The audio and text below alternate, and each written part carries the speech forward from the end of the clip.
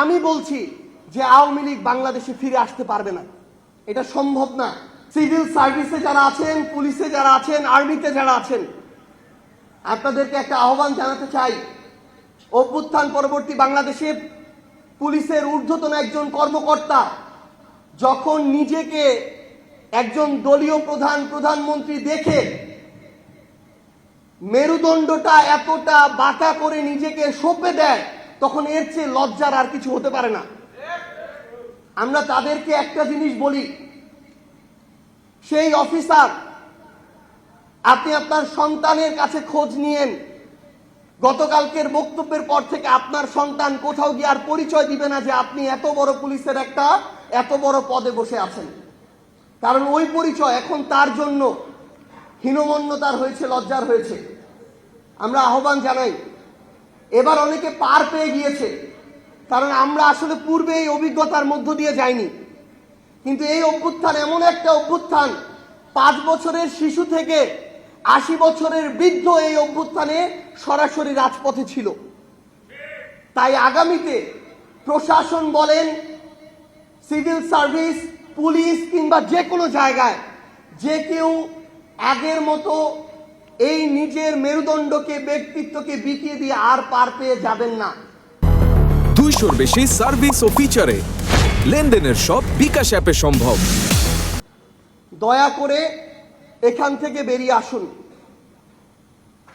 একটা জিনিস আহ্বান করব, এখানে আমাদের মেইন স্ট্রিম মিডিয়ার অনেক ভাইরা রয়েছেন, ইভেন সোশ্যাল মিডিয়ায় গুরুত্বপূর্ণ ভূমিকা পালন করেন এমন অনেকে আছেন।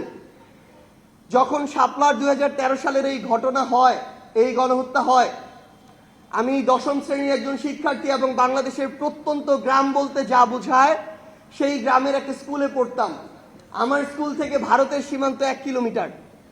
আমি ওই রকম একটা প্রত্যন্ত গ্রামে বড় হয়েছি।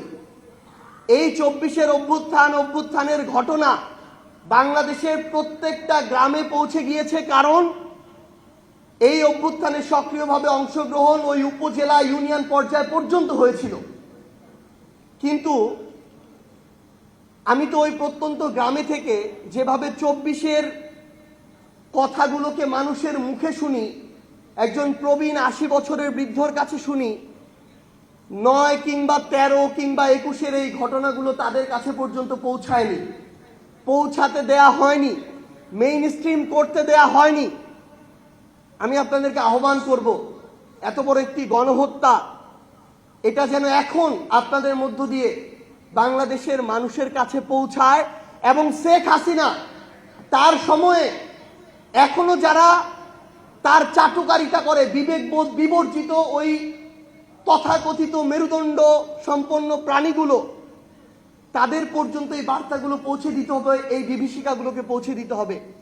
তাহলেই আমরা ওই যে বলছি যে আওয়ামী লীগ ফিরে আসতে পারে, যদি আপনি এগুলো তুলে ধরতে পারেন, পৌঁছে দিতে পারেন।